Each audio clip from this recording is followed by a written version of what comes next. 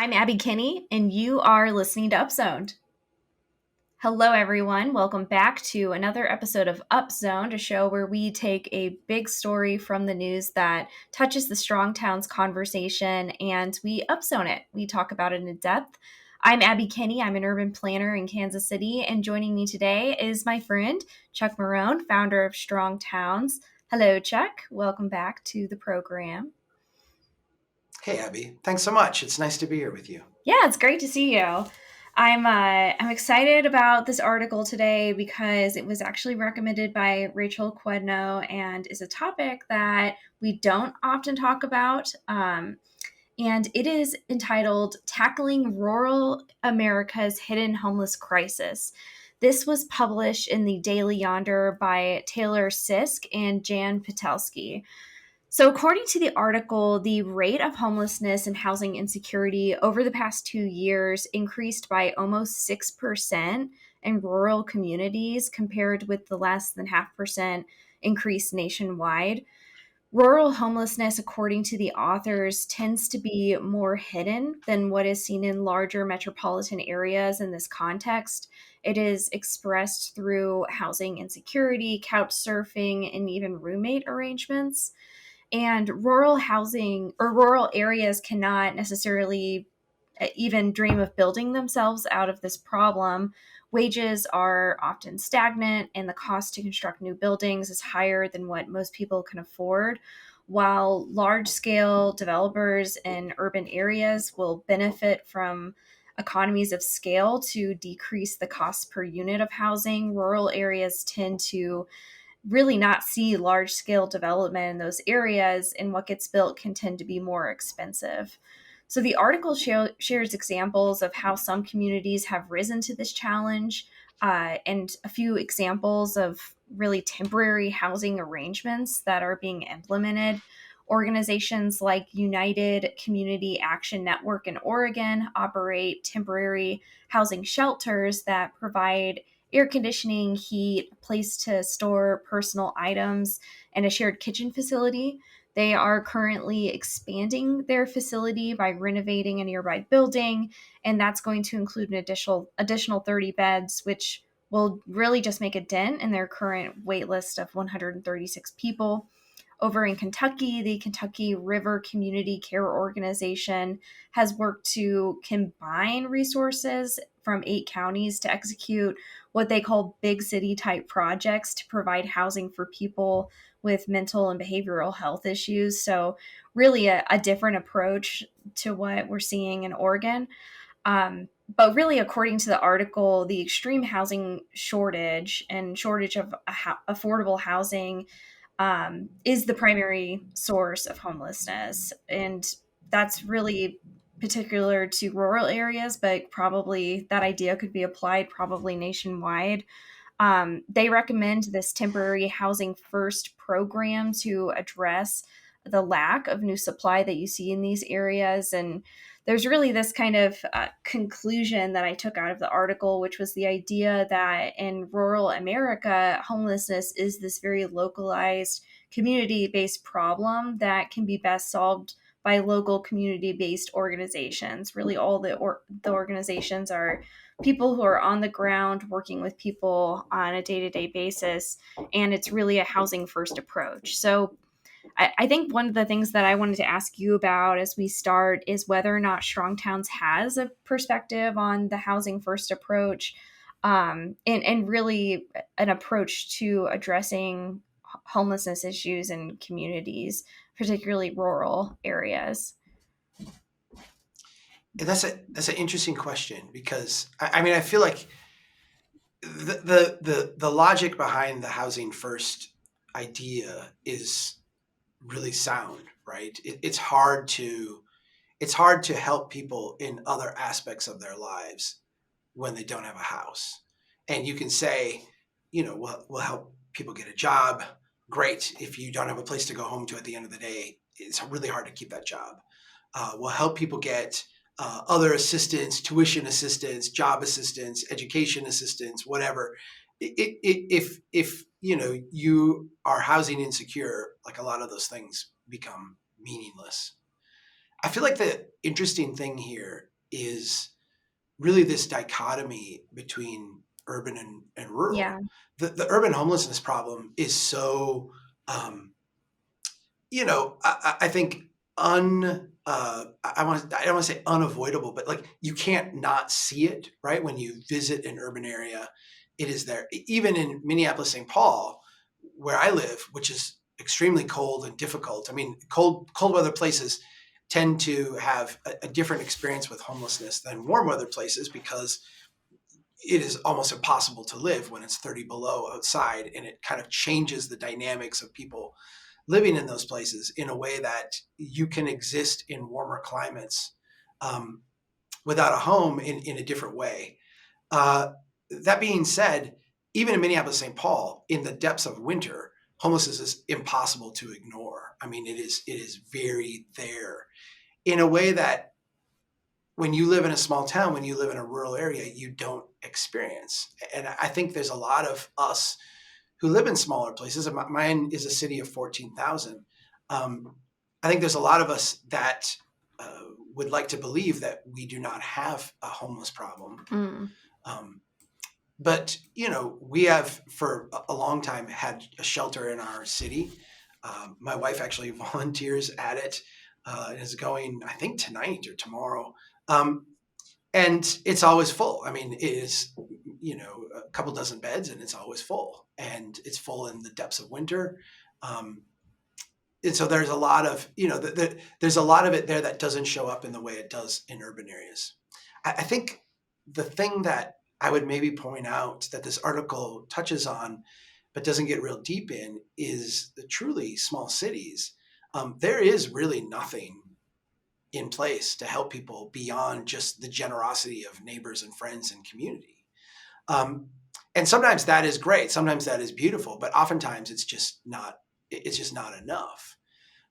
If you go to a city much smaller than mine, there will not be, the resources in place. There will not be the kind of safety net in place, either from a government standpoint or a charitable standpoint.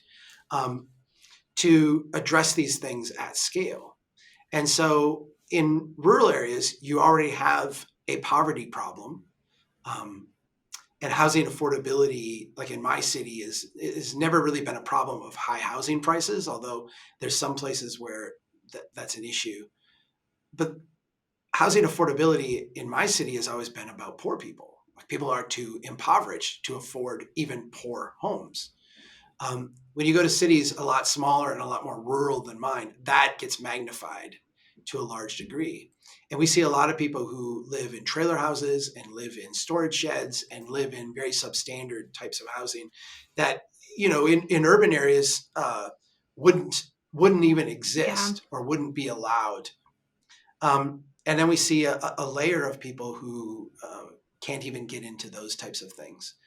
And so, yeah, the rural experience across much of this country is very, very. There's a portion of it that is very desperate, and I would even say that level of desperation is often more urgent than what we see in urban areas, where there is a lot of obviously housing insecurity, but it intersects with a lot more things in rural areas. There's really no safety net in a lot of places to deal with this issue. Yeah, I think urgency is the right word there. There seemed in this article to be this really high awareness and I don't want to say acceptance, but I don't have a better word for it right now, of this fact that the demand for new construction really doesn't exist in these areas to even add supply to their current market. And that seems to be an important part of the discussion because this recognition means that there are approaches that are needed that are more iterative, temporary, incremental, which a lot of the examples they talked about really kind of fit, fit within that framework. And in large metropolitan areas, and I know you live in a smaller town, I live in a larger city. not a big city, but a larger city. But I feel that in large urban areas, we are more orientated to having big problems, permanent solutions, large developments.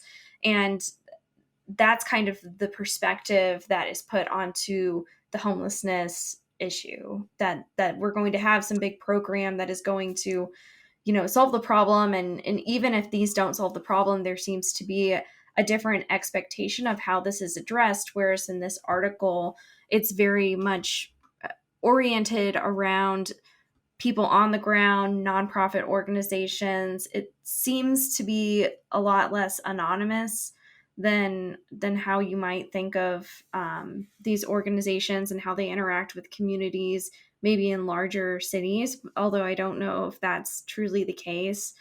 Um, so it did seem like there was this implied cultural disposition in how housing insecurity is perceived and addressed in rural areas.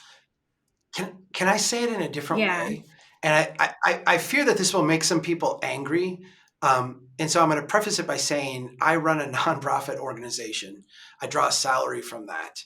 I think that there are two aspects of that. The first is that the work we're doing is for the public good, thus our nonprofit designation. And, I get up every day saying I'm working to change cities and make them better places. But I also draw a salary. It is my job. Mhm. And it would be very difficult to do what I do with Strong Towns, particularly to the extent that I do it, without it being my job where I could draw a salary. Now, in the early days of Strong Towns, this was all a passion project, evenings and weekends kind of thing. It has grown into something else. I preface it that saying this is not a critique that I'm going to give, but it's an observation. In Kansas City, in Minneapolis, St. Paul, in large urban areas, there are many people whose job is to assist the homeless, Mhm. right? Their job is to provide for people who have housing insecurity. In most rural areas, including in my city, that is nobody's job.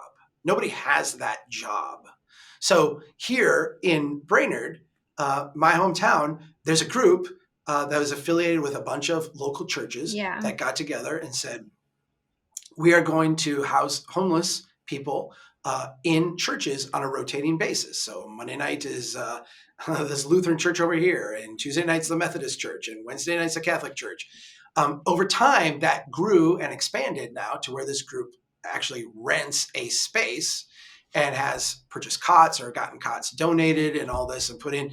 And they operate this space in the evenings overnight. So at 8 o'clock, you can check in. You have to check out by 8 in the morning. The volunteers go in and help log people in. There's someone there who's overnight in case something happens. All of this is volunteer. This is nobody's job. Nobody gets paid to do this. And so what happens, and I think we could go really deep into into a conversation about culture today, and maybe we should, maybe we shouldn't. But I do feel like this is one of those places where progressive urban areas and conservative rural areas diverge in their sensitivities. Hmm. Um, if you are in Minneapolis, St. Paul, or Kansas City, and you do not have strong churches, strong institutions, strong synagogues, a whole layer of what conservatives would call intermediary institutions, that's fine because you can address these problems through local government or through other types of programs that are large where it's someone's job to do this. If you are in a rural area and you don't have those things, you don't have those things, right? If we did not have a series of churches in my community working on this stuff, it would not happen. It would not be the case. And so I think a lot of times when rural people lament the loss of the loss of religion, the loss of church, the loss of community, the loss of there's it's not just like, well, people are not saying the Ten Commandments anymore, or we don't say the pledge anymore. There's this kind of deep dysfunction within the community that is alleviated or propped up or addressed by having these intermediary institutions. Hmm. And there just really isn't I mean, let's pretend that we wanted the state government to do this. It would be really hard in every one of, I mean, we can't even run post office in all these small towns. Yeah. It would be really, really hard to have someone whose job is to, in a city of 500, deal with the 4 people who are housing insecure. Yeah. I mean, that'd be really, really hard to do. Yet that is a high percentage of the population. Does that make sense? Yeah. I'm trying to put this in context because I think rural areas struggle in a way that is very unique from urban areas. And often that creates this dissonance where people in rural areas like don't understand why are there homeless tent encampments in Minneapolis, St. Paul? It must be because progressives don't know how to run government, or like people don't care, and because in order to address those problems in rural areas, we have to use different tools. And the tools are the ones where I think people often in urban areas will look at rural areas and say, all you care about is your church and your tribe and all the kind of, nasty, regressive, stick up for your own kind of rural things that are looked down upon. And I get that critique, but I also live here and recognize that without those institutions, a lot of things, housing being one, the related issues of drug and alcohol abuse and spousal abuse and things that are related to that would also largely be unaddressed. Yeah, it seems like it really boils down to perception in a lot of ways because I think in urban areas, I'm sure that churches play some role in all of those different issues, but I don't know that people largely perceive them as this like really critical institution that needs to continue doing this kind of work maybe with the nonprofits because the nonprofits are more visible, I guess. There's tons of nonprofits. They're typically concentrated in one area of the city that has a lot of the homeless population. When you were describing, the sheltering happening from place to place to place at different churches in a small town setting, I could easily picture that because the churches are not going to be that far away from each other. You can walk No, within. they're all up the Yeah, street, they're right? they're all close by in that setting, and I was trying to extrapolate that in my mind to, if Kansas City did that with all of their different churches and like, that it's such a larger scale that doing something like that just doesn't, it's a totally different context. Yes, you could have people take the bus 30 minutes over here and then 30 minutes the other way the next day, but it just wouldn't be workable in the way that it is in a small town. So I just think that the relationship between how you address these kinds of issues in the place that you're in is very important, and an interesting perspective that came out of the article that I had not thought about before. It also, I thought it was interesting the way they were kind of defining homelessness and talking about how it is hidden. They were talking about how, it's expressed in couch surfing and housing insecurity, and I think outcomes that are different than what you usually see in a big city, which are people in tents, people on the side of the road begging for money. And I actually dug up an article that was written by Rachel Quedno, shout out, back in 2020, where she talked about the different types of homelessness, one being chronic, the other being temporary.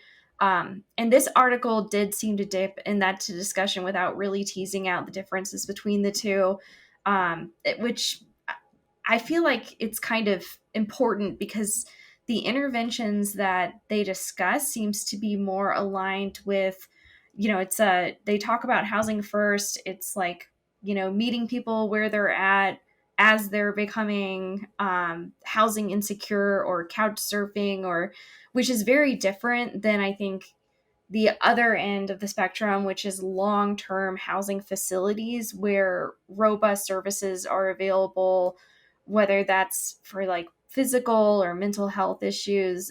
And really, two different approaches are needed, I think, to address these issues in any context, because there's so many different reasons why people may be housing insecure or homeless chronically.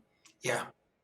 We have a number of people here who um, are temporarily homeless or temporarily without, and often you'll see them go the couch surfing route or rely on friends or sleep in their car or what have Yeah. you.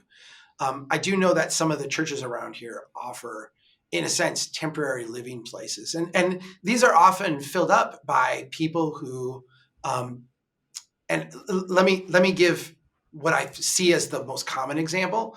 This is not all of them, but so I'm not trying to insinuate that. But a lot of times it's women who are going through a divorce who have to get away from a spouse, um, and essentially, like one of the local churches will find them a place to stay. Is there a parishioner who could take them in for a day or two? Is there a place where we're in Minnesota, so there's a lot of people, particularly older people, who go south for the winter. Is there an empty house somewhere that someone could move into for a week or two and take care of?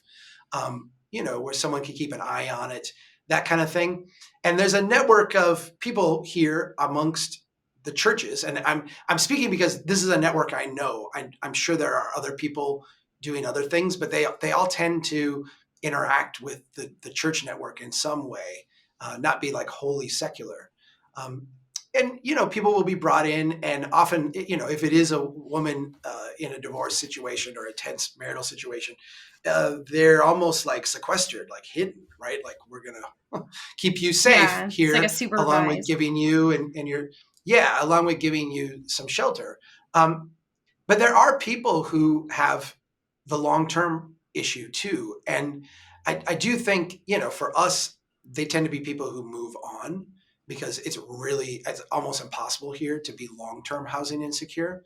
But if you have lost your job, if you are, in a sense, unemployable, and there's a whole bunch of reasons why someone might be unemployable, but if you're unemployable, we could build all the houses that we want around here. We could lower the price of. I mean, you can get into a house here for a ridiculously low price compared to what. I mean, I'll just give a number. You can buy a house in Brainerd for $60,000, $80,000. I mean, I think most people would be like, "What?" And that's not like, I mean, it's not a great house, but it's shelter and it's not going to fall down and it's not going to be rat infested. I mean, it will actually be like a house that would meet the building code and be building spec.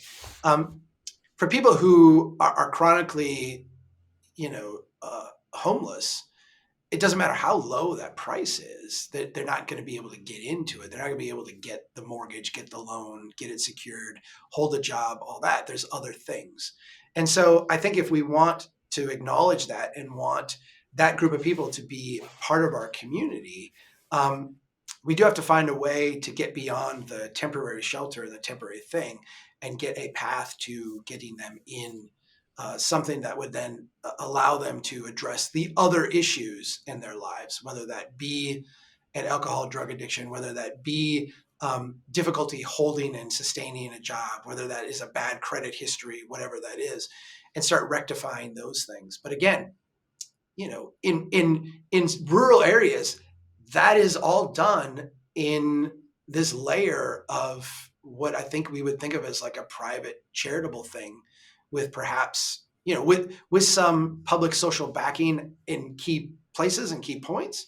But it's really dependent on that web of what we just call generosity from people. Yeah.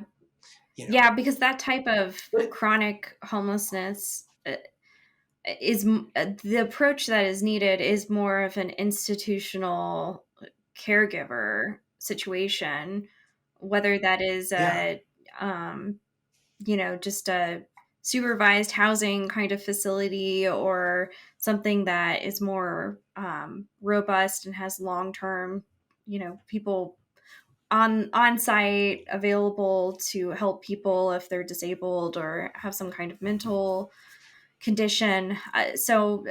But when I think of that kind of approach, it seems more likely that you're going to see that in a larger metropolitan area And if that were to be built somewhere, it's not going to be in the middle of a rural area or far away in a Right. small town. I mean, let me give you an example. I have a cousin who runs, and I'll say this. I feel like I'm talking small town here, and I'm gonna tick off like a whole bunch of people.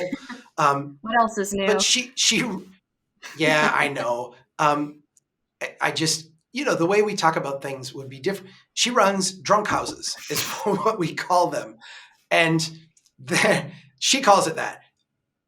These are beautiful, compassionate places where people, almost exclusively men, who generally are coming through divorce or what have you, but have gone and sought alcohol treatment for alcoholism, um, can move to temporarily, a month, 3 months, 6 months. It's not meant to be long-term housing, but move temporarily, live with other men in a environment where the whole goal is to support your Hmm. recovery. And I'll just say, part of living in this place is that you have to be serious about your recovery. And if you're not, they kick you out. And now you are homeless. This is, again, part of the rural experience, right? There's always an expectation along with the generosity. So come here, live. Depending on where you're at in your recovery, we will either ask you to get a job or not, or help you in that, or move you, because the goal is to move you to something where you would not be in this role anymore, in this dependency role. But the idea is to help you and give you space and allow you to recover from alcoholism and then reintegrate you back into the community. But if you don't stick with the program, like if you're not taking, if you're bringing alcohol back to this house with a bunch of alcoholics and you're not in the program, they literally kick you Yeah. out. Like my cousin has had to be like, she's been like, sorry, you can't live here. You have to leave. These are, there are a lot of examples like this. And the story had some examples like this too, right? I mean, the story we're talking about. This is what the face of this looks like in small towns. Um, these groups will have 2 meetings a day, I think, 2 or 3 meetings a day. They start it with a prayer. They go through the 12-step process. There's a whole support group that grows up around these places. But there's maybe half a dozen of those in the Hmm. neighborhood here. Um, I know where some of them are because they have to come to the city and get a permit, and I've been on the plan commission when they've come in. And I just know my cousin, so I know where she's, the places that she's got. But Yeah. So it's yeah, basically like a those group things. home situation. It's kind of like a group home, but it's specifically for people recovering from alcoholism, and they are expected to pay something. But I think that there's also money from the county that goes to this. Mm. So again, I think this is one of those kind of midway things where it kind of is my cousin. My cousin is at the end of her career, so she is not fully retired, but retiring, and this is her job or part of her job at this point. But it's again, it's kind of one of those labors of love kind of thing. Yeah. Well, Yeah, this is really interesting. I'd love to hear more examples of things that work in this space. There's a lot of opinions and a lot of different approaches, and I feel like I don't have a great sense of what is actually working. And is there any empirical evidence for what approaches are actually going to address this problem? Because it seems to be getting worse really everywhere, and I didn't realize that it had gotten so much worse in rural areas. yeah, um, yeah. Rural areas right now. I mean, I think this has been a long-term trend, but I think right now are just so fragile in ways that it's hard to even explain or comprehend. Yeah. There's just like ridiculous levels of community-wide fragility. There's a great book. Um, I know I've referred to it before, Alienated Hmm. America by Tim Carney.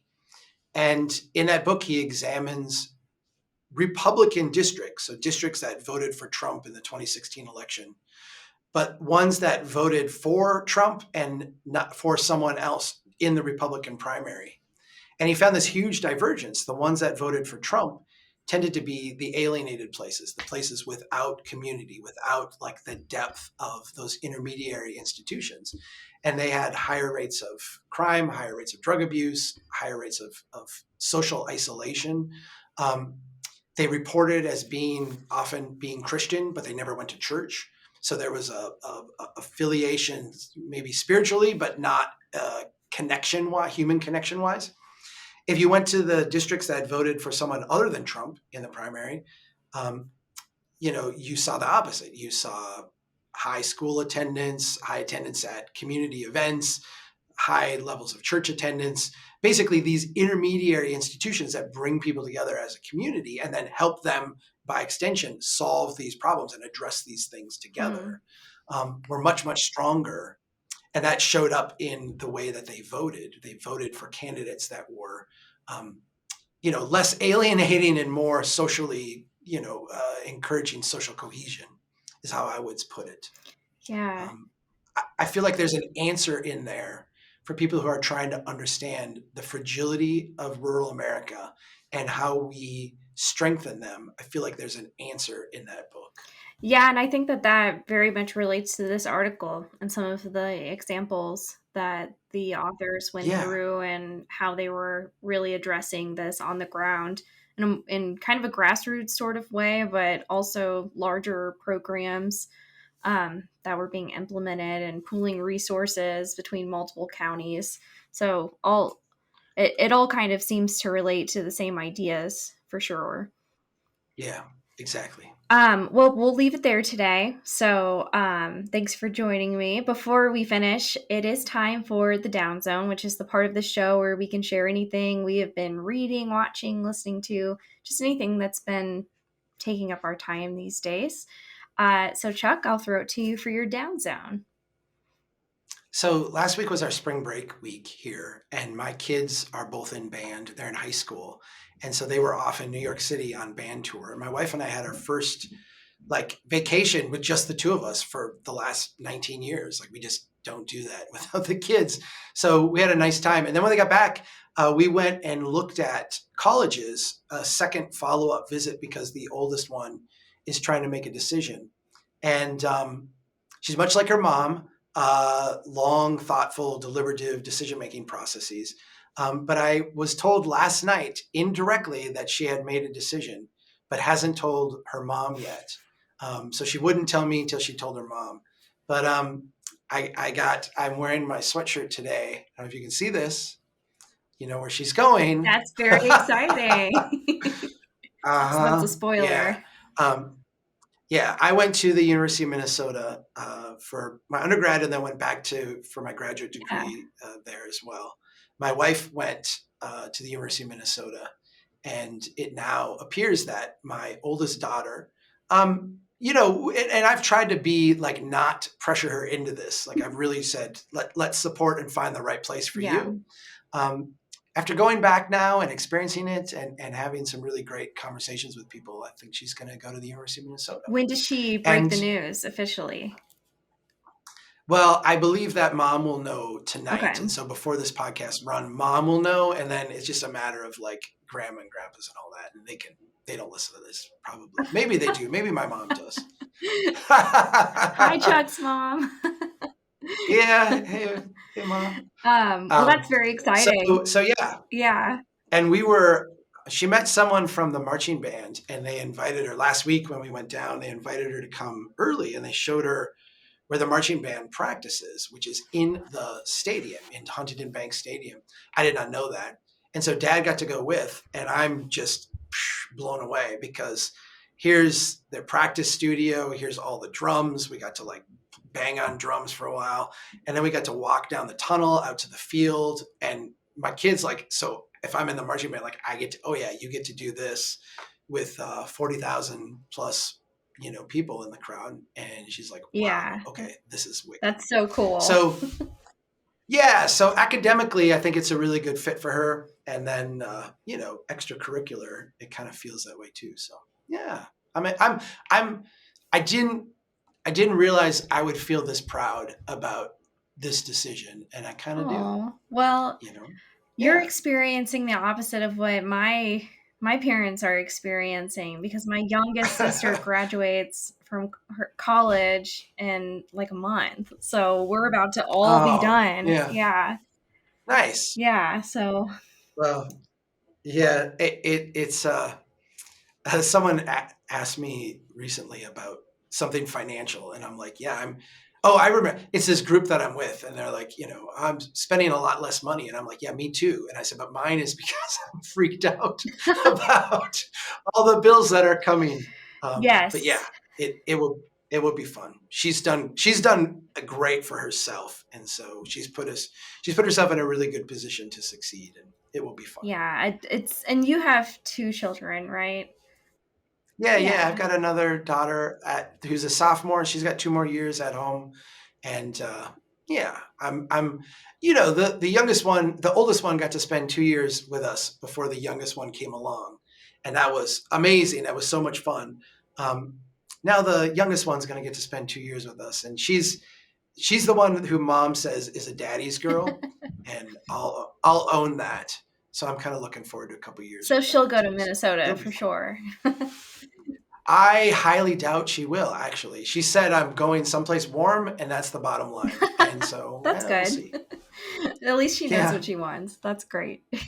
yeah. Cool. Hmm. Well, so I actually wanted to give a shout out for my down zone to my friend Kevin Klinkenberg, who is a regular guest on this show. Oh, He'll yeah. actually be speaking with me at the Strong Towns gathering coming up in At the May. national gathering, I Yes, know. I'm yeah. really Well, psyched. so he launched a podcast that I've been listening to this week called the Messy City Podcast, and there's a recent interview with, I think it's Tim Bussey. I hopefully I'm getting that name right, but he was the town architect, or is the town architect and the co-creator of Newtown St. Charles, which is this traditional neighborhood development that's in the greater St. Louis metro area. And next time I go to St. Louis, I'm going to visit. It is actually kind of far away from where I grew up, which is in Wildwood, which nobody knows what that is, but it's like 45 minutes away. But I'm going to go and take a bunch of pictures because it's really, really well done. This Newtown area, it's kind of in the middle of nowhere, but it's like all of the buildings are gorgeous, and there's all different types, and it was really cool to listen to his interview and have him talk about the process of putting it all together and kind of taking this large swath of land and planning it out and planning the buildings, and even giving thought to how the buildings touch the ground, and these really, really particular details that actually make it. I think a lot of T&D projects kind of get criticism because people feel like it looks like the Truman Show, which the Truman Show was filmed in a T&D project. But this one, I feel like there's a lot of variety in it, and there is like a sense of messiness when you just look at Google Street View. I think it was really well done. It's not too perfect, which is cool. So uh, we'll see how the experience is when I go in person, and if that changes my perspective beyond just Well, looking on Google Earth. I'm looking at I'm checking out the episodes here, and the second one is Talking the Original Green and More with Steve Yeah. Mazan. And it's an hour. It's an hour and 10 minutes, which means they got about 4 hours worth of Steve Mazan in it because he talks ridiculously fast. He's one of my favorite all-time guys. Yeah, his interview was Speaking great. about this stuff. So, oh yeah, it'd be amazing. So I subscribe to this podcast. This sounds Yeah, fantastic. I Kevin's told a Kevin he needs to have longer interviews, like 3 hours. yeah. Yeah, I can listen Very to some of nice. these folks for a lot longer than an hour. But yeah, so shout Yeah. out to Kevin. Great podcast. So I'm a new subscriber. I'm pretty excited about it. There's not a lot of podcasts in this world. Um, so yeah, if there's ever new ones, I'm excited to listen to them.